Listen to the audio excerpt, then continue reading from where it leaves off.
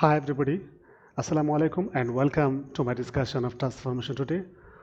So without making delay now let's go to enjoy our today's discussion.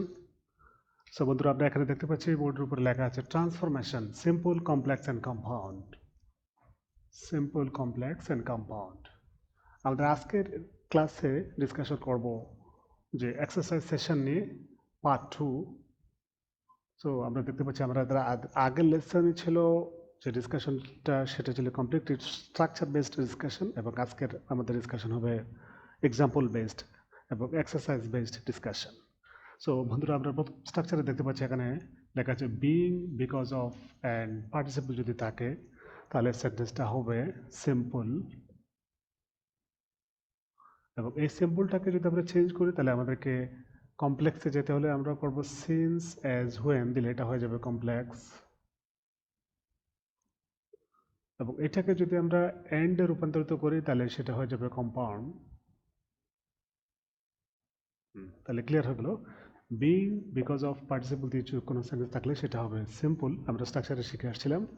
এবং এখান থেকে যদি আমরা সিন্স অ্যাজ হোয়েনে কনভার্ট করি তাহলে সেটা হবে কমপ্লেক্স, এবং এটা থেকে অথবা এটা থেকে যদি আমরা এন্ডে কনভার্ট করি সেন্টেন্সটাকে একটু চেঞ্জ করি তাহলে সেটা হয়ে যাবে কম্পাউন্ড সেন্টেন্স। তাহলে আমরা এখন এক্সাম্পলের দিকে থাকাই আরও ক্লিয়ার হয়ে যাবে।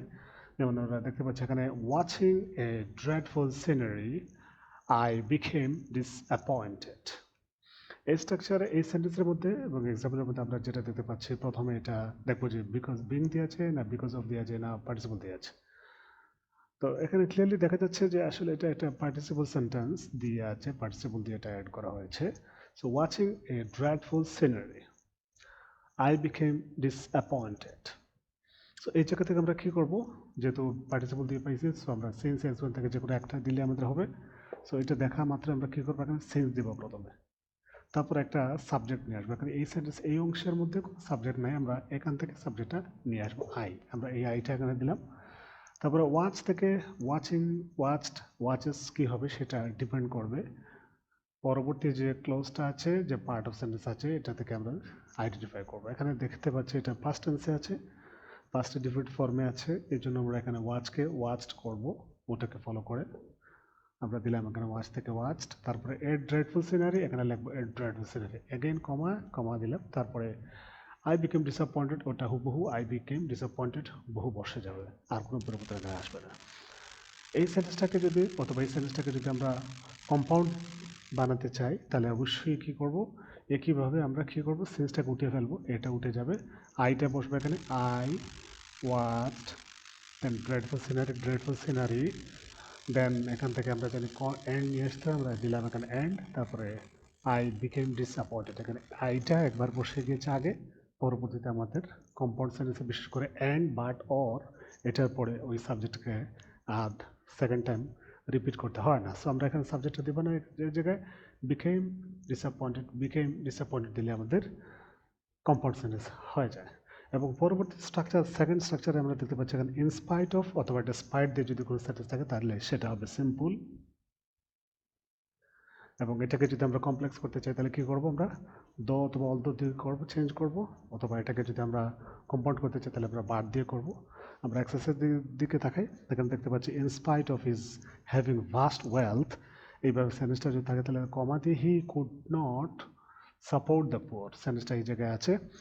তো আমরা যদি এটাকে চেঞ্জ করি তাহলে ইনস্পাইট অফ এই অংশটাকে উঠিয়ে প্রথমে আমরা দ দিব, তারপরে হিজ এর জায়গায় এদিকে আমরা হি আছে এটা থেকে দেখে আমরা হি সাবজেক্টটা নিব, তারপরে এটা উঠে যাবে, এখানে হ্যাভিং আছে, হ্যাভিংটা হচ্ছে হ্যাভ হি হ্যাজ হ্যাভ অথবা হ্যাড এর আইএনজি ফর্ম। তো এটাকে যদি আমরা হ্যাভ বা হ্যাডে নিয়ে আসতে হবে বা হ্যাজে নিয়ে আসতে হবে, আমাদের পরবর্তী অংশটা দেখতে হবে, এটা যদি পাস্টে থাকে তাহলে আমরা এখানে দিব হ্যাড, আর যদি এটা প্রেজেন্টে থাকে তাহলে এখানে দিয়ে দেবো হ্যাভ অথবা হ্যাজ।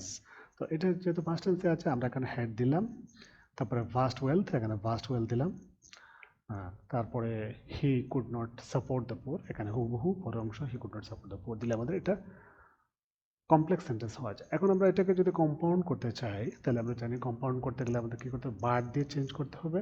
সো আমরা এটাকে এই অংশ বাদ দিতে হবে কারণ এটা থাকলে তো এটা কমপ্লেক্স হবে।